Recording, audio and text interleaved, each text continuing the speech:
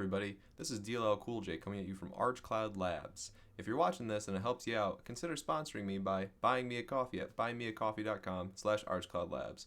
It'll keep me going and let me make more content. Alright, let's get started. Alright, hey everybody, this is DLL Cool J coming at you from ArchCloud Labs. Today we're going to go ahead and take a look at how do we kind of begin binary triage with the Radare2 framework. And to do that, we're going to use a pretty simple example program that if you've ever looked into, hey, how do I patch a program in Binary Ninja, IDA, Ghidra, put your favorite disassembler here. You've probably run across something like this where there's a comparison of a couple values, and then once one condition is met, you will get the flag or like print you're a winner. Otherwise, you'll get loser, try again kind of deal. So that's exactly what's happening here in the body of main. You can see that we're doing a comparison of 1,000 versus 2,000 to print winner, otherwise print loser. And by default, this will always print loser. So when we go through this, we'll not only triage the binary a little bit, we'll look at actually how do you patch functions with Ghidra, or excuse me, with Radare2. We'll actually look at how you patch functions with Radare2. So with that, we also have a junk function up at the top there that does absolutely nothing other than declare a local variable within its scope of password equals abc123, and we're going to go ahead and use that as just a way to have an additional function in the binary, so I can show kind of the workflow that I go through with Radare2 for doing like CTFs or just messing around with side projects. So the goal of this video is to focus more on what does Radare2 offer me versus here's how you solve, a simple patch CTF problem. That being said, if you've never done this before, this is kind of a good way to get your feet wet with the Radare2 framework. So let's go ahead and jump in. I'm going to compile this, and then I'm going to strip it of symbols, and then we'll use that just to kind of show a little bit of navigation with Radare2. And so let's go ahead and open up the binary a.out, and we see a fun little information here of sudo make me a pancake. There's always like fun little things that get printed here, kind of similar to Metasploit's like launch page. I'm sure that there's a command flag to remove that if you so choose. But the first thing we're going to want to do is analyze all of the functions and opcodes and all the things that are there, and the way that we do that is with our a command. So the one thing that you're going to find with the Radare2 prompt is that if you ever like, how do I do a thing, go ahead and do question mark. This is going to be true across all of these command line options, and it'll give you a bunch of information on how do you do something. So for our analysis of the binary itself, that's sure enough going to be the a command. And if we go ahead and hit a question mark, we can go ahead and see like, hey, here's how you analyze bytes, here's how you analyze everything, all of the functions, etc., data pointers, etc., etc. So let's go ahead and do a 3 times, and then this will print out kind of what it did for us, analyzing bytes, function calls, C++ vtables, but in this case we don't have any of those, all of the things. So this is kind of the first thing I do. You load it into Radare2, run a, and then we'll have some functions and things that we can look at and learn about the binary. The next thing is, let's say we want to have some information about the binary. Well, I for information. And again, we're going to do that question mark. And we can go ahead and see we know how to list the symbols with IS, list sections with I capital S, file hashes with IT, file version info, etc., etc. And if I go ahead and scroll up here, we can actually see that there's also IA, which will list a bunch of these commands all together for us. So this will show imports, exports, sections, etc. So let's go ahead and do some of these commands. So let's go ahead, we can get some file hashes this way. Maybe you copy them off. If you're analyzing malware, throw them into VirusToll. We're just doing an integrity check to make sure that that CTF challenge that you downloaded was the appropriate hash, nothing got corrupt along the way. But then also we can kind of just do that IA command that we saw before. See imports, exports, and other information about the binary. So as I scroll up here, we can go ahead and see the architecture, the compiler that was used, a lot of information that would be similar to readelf if you're familiar. If you're not, go ahead and give that a quick Google, part of the I think GNU core utils for parsing off an elf header and then showing information about the binary itself. and we can see, is it static, is it stripped, etc. It'll also try to guess the underlying language, C, C++, etc. So that's pretty cool, and we can get some quick information about that, and if there's any interesting functions getting imported from various libraries or shared objects. So in this case, it's a pretty bland program, but this is always a good place to start when you're dealing with an unknown binary, whether that be like CTF, malware, etc. So with that being said, let's go ahead and list the sections. And I did that with I_S, and you can see the offsets in the binary where the sections are, the size of them, and also the permissions on the sections, read, write, execute, etc., read only. And this gets interesting, especially when you start talking about packed samples. So if you were to take a binary and pack it, say with UPX, you'll actually see a couple of dedicated sections of UPX0 and UPX1, and that's kind of a dead giveaway of, hey, this was packed with UPX. You could also see potentially some modifications to the UPX packer itself, but then you'll see just two sections within the binary that kind of stand out as odd. And I have a blog post on that I'll link here if you're curious about messing around with some UPX samples, and Ghidra actually is something I did earlier, I think last year. But this is also good just to kind of get a lay of the land of, is there a section that looks weird? Because, going back to kind of my CTF examples, maybe there's literally just a section called flag that has a bunch of bytes that might be encrypted, compressed, etc., that you need to manipulate, and it might be easy just to jump to there and dump the bytes. But with that being said, what about strings, right? We're obviously interested in seeing what's in the binary, and strings are usually good starting place, saying like, okay, is there anything interesting that then we can look for a function that has a cross-reference to and start analyzing that way. So again, doing I question mark and kind of looking at the bottom here, we can actually see that IZ will show strings in the data section, and if you want to dump the whole binary for strings, you can do IZZ. So really quick, with just IZ, we see that we have ABC 1, 2, 3, winner and loser, and that tracks with the examples that we provided, or that we showed earlier in the video when we were looking at our pretty simple C function. So with this, we can kind of do a couple things to jump to those functions. I can go ahead and seek to them with S. So S is for seek commands, as you may guess. And the nice thing about this is that there's some hotkeys of, we can seek to an address and then undo it to go back. So if you're kind of jumping around with functions, these are kind of just nice ways to hop back and forth. But then also we can leverage the fact that these are strings that we're interested in to jump to those specifically without having to copy and paste the addresses that they're at. So to demonstrate, we can do seek to str and then just tab.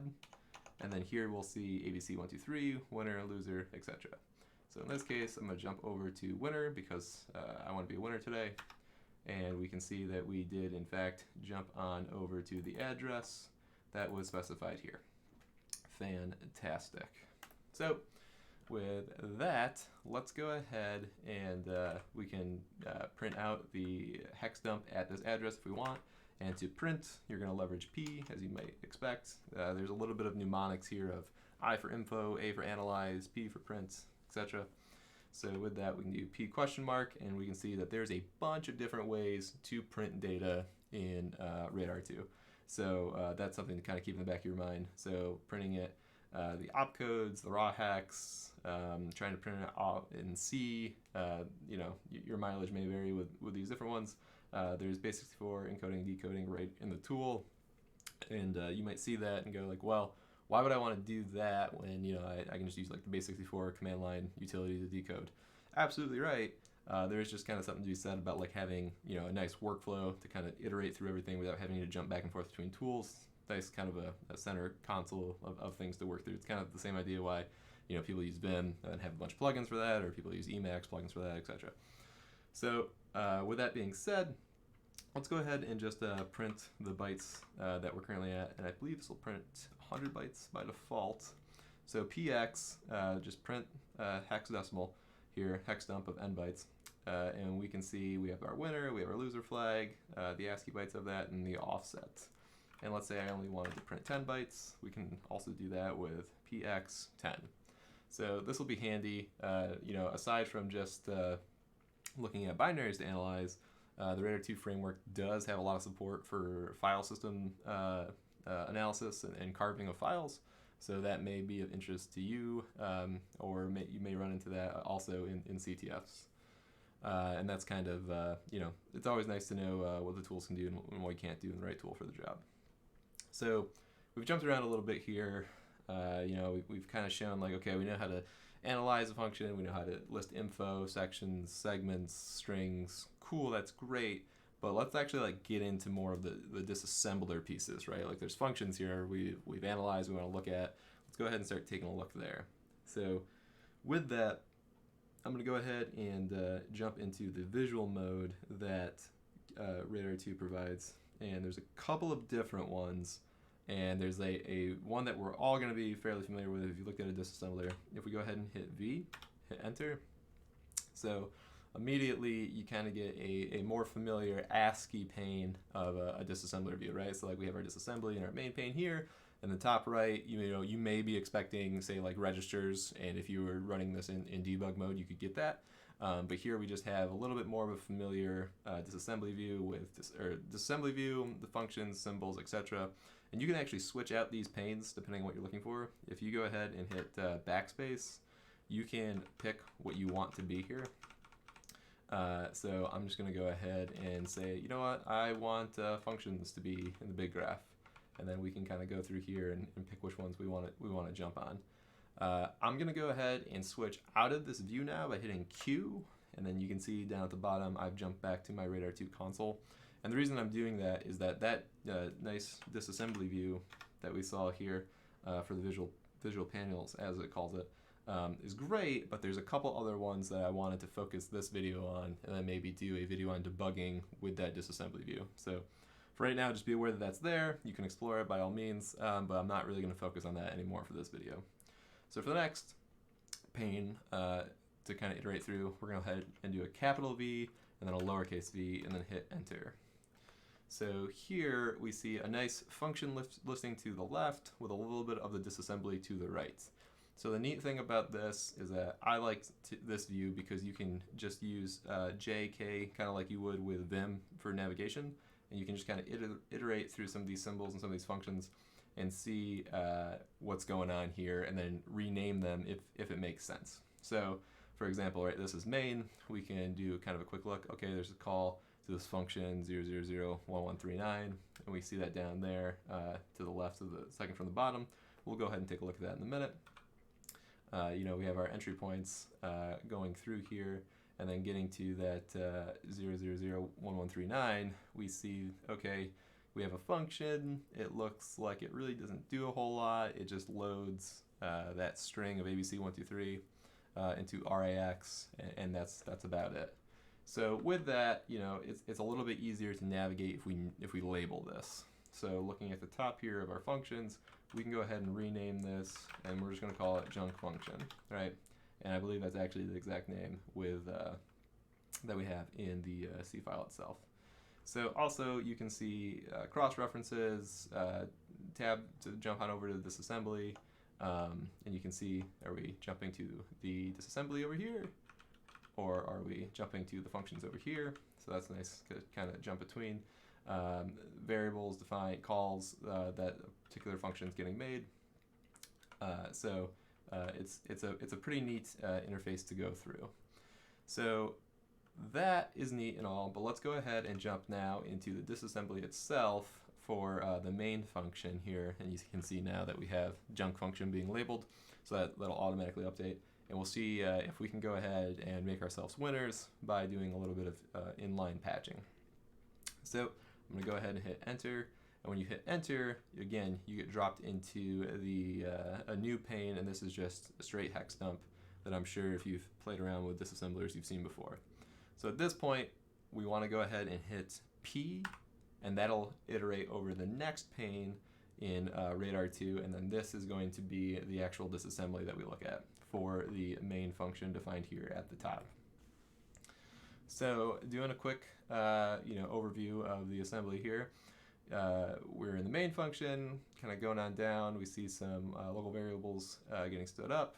we see we have some hex values getting copied over. And for this, it'll be the corresponding values of like 1,000 to 2,000 that we had in that earlier example with the main function. We have that call, that junk function, which doesn't do anything at all. And then where things get interesting is our comparison and our jumping.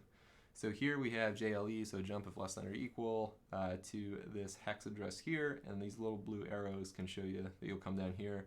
We'll load that loser string and then print it out before we return, and then the program just dies. So that's great, and I want to look at how we can patch this. But also, I'm not a huge fan of the way that this default view is. I think that the opcodes are a little bit too close together, and I want to show you how we can kind of change that too. So one of the big things here is how flexible the Radare2 framework is. So by doing this, we're going to go ahead and do hit E, and then you'll see in our space, we can go ahead and jump on down to the ASM. And in here are all of the settings for how the assembly is displayed.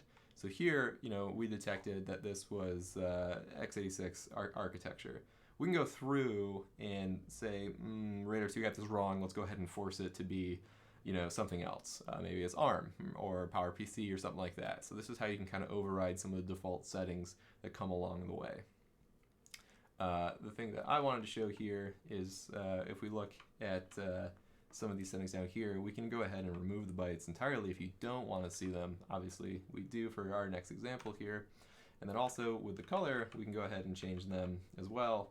And this is kind of just a personal preference thing, but the space point of view of just kind of giving it a little bit of breathing room in between the bytes makes it a little bit easier to look at. So that's something I wanted to enable. And again, we got here by hitting E and then going to the ASM command.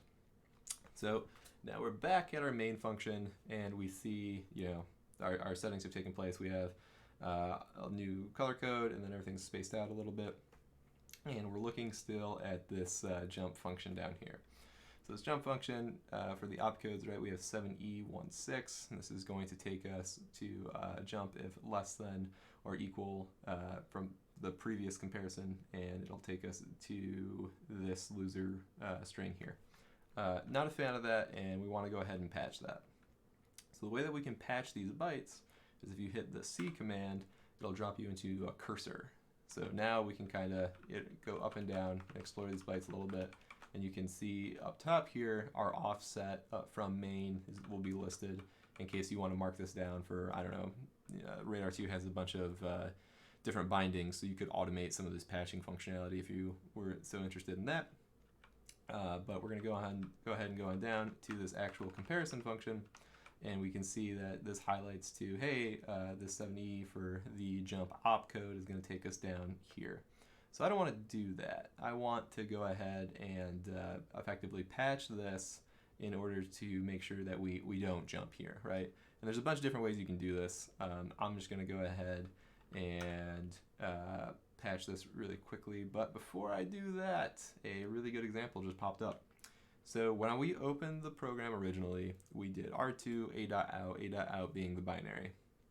By default, Radare2 will not let you patch binaries unless you open them with either the -w flag for being able to write, or you go through and enable this caching function here. I'm going to go ahead and just step back really quick, reopen the binary and with the right flag, and then we'll patch this and then see if we can become winners. So the way that we're going to do that is with Q, and I'll hit Q again, and now we're back to our shell, and I'm going to open the a.out binary. We're going to go ahead and analyze it. I'm going to go ahead and seek, this time to the main function, because we've already done our triage. We got a good idea of what's going on. So I can do PDF for displaying the function, and again, if we're curious about what these do, we can always use the question mark. So PDF, disassemble function at the offset that we're at. So our previous settings of changing the disassembly did not stick because I did not save them, but that's for a later time, that's fine. We're just going to go ahead, and now that we actually can modify this, we're going to pop this back open into our display, And I think I jumped to the wrong function. Oop, yep, cool. And now we're going to go ahead and come on down here, actually change this opcode to 7D, which say jump if greater than or equal to. So at this point, you may be thinking like, well, how did we know that 7D was the appropriate opcode to change it to? You could just knock this out entirely and they would also run. The reason that I did 7D was just because I was looking up jump opcodes earlier, and if you're curious what that looks like, I'll go ahead and drop a link here, and you can just kind of explore the different opcodes for the jump functions to take a look at and see what you can modify the bytes to be. So now we've gone ahead and changed this. So now we will now no longer jump if greater than or equal to, because we will be less than. Therefore, we will go ahead and print the winner flag. So I'm going to go ahead and quit a couple times here. Boom. Winner, winner, chicken dinner. Fantastic. So with that, I know we covered a lot. And again, that was to kind of do an initial taste triage of Radare2. My other video on generating shellcode with Radare2 got a bunch of likes, so I figured this might be a nice companion video. Definitely comment below and please let me know what you think. Like, share, subscribe, all of that helps. Thank you very much for watching. Until next time.